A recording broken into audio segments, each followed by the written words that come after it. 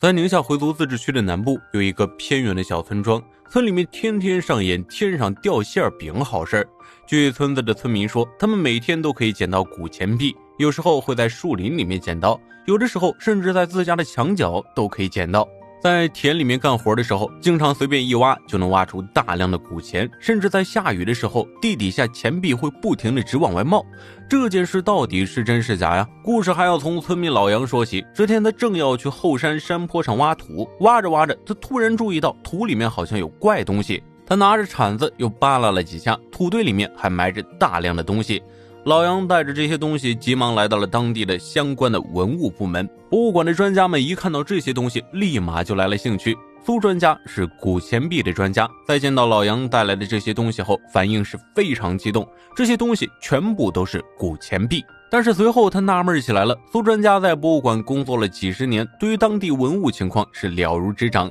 之前从来没有出现过那么多古钱的情况。为了解开这些钱币的来历，苏专家专门来到村子了解情况。从上个世纪30年代开始，村子每户村民都挖到过古钱币。最震惊的一次是在1984年，村民取土盖房子的时候挖出了3吨古钱币。他在考察的时候更是发现了一个匪夷所思的现象，虽然村民家家都有很多古钱币，但是村民对这些古钱币一点都不在意。村里的小孩都拿这些钱币当玩具玩。当时村子出土那么多的钱币，在整个全国都是非常震惊。经过统计，村子出土的钱币有20多吨。当时出土的钱币最早的可以追溯到5代，但是只有1枚，其他的钱币大多都是北宋金代的，几乎全国各朝各代的钱币都可以在这里找到。最让苏专家震惊的是，村子出土的一些古钱币当中还有日本、越南的。他在村子里考察了很长一段时间，没有找到任何线索，于是他决定回博物馆找线索。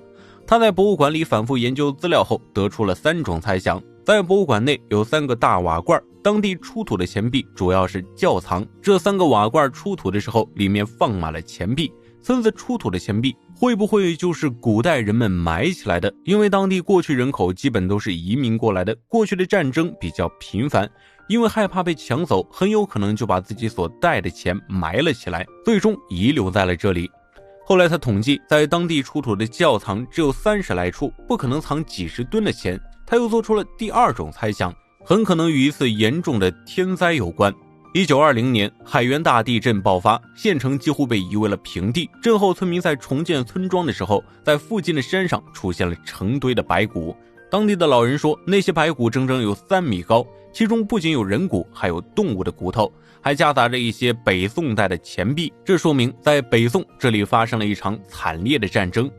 宋史记载，公元前1041年，李元昊率领10万部队攻打了宋朝，一路上攻占了许多城池，在打到好水川的时候，和宋军进行了一场惨烈的大战。因为这里自古以来是兵家的必争之地，所以苏专家猜测，村子出土的古钱币会不会都是战争留下来的？如果钱币是战争留下来的，钱币出土应该也伴随着尸骸或者兵器啊。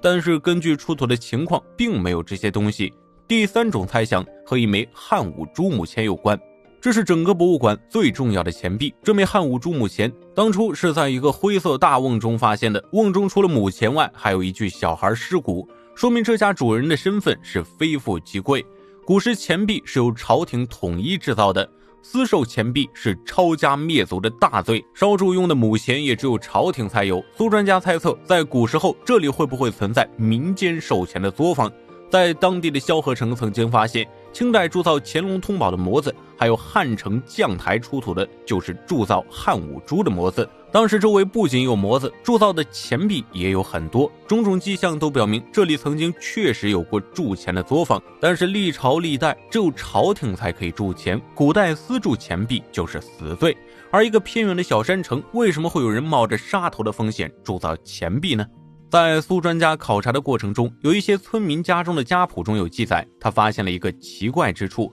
县城是战争的多发地带，自古以来就人烟稀少，但是县城内的萧何城却截然相反。在过去，车水马龙，无比的繁华。据史料记载，萧何城是明朝时期建造的，距今600多年的历史了。整座古城是依山而建，易守难攻，前头还有一条天然的护城河。这座城是整个县防御最安全的地方，自然就成了县城人最多的地方。当时在萧何城的交易是非常的繁华的，在清代是一个盐茶茶市，是古丝绸之路的一个要塞。繁华到当地为此还编了一个歌谣：4大家8小家24云户家。曾经的萧何城志中记载，城内寸土寸金，方圆几千里的商贩驼队聚集在这里。苏专家查阅完史料推测，当地的民间铸钱作坊应该就是在这种环境下产生的。宋朝是最早发行纸币的朝代，由于纸币极大方便了商品的交易，于是朝廷在大量铸造钱币的同时，也开始大量发行纸币，这也就导致出现了经济问题，通货膨胀，钱币发行过量，导致迅速贬值。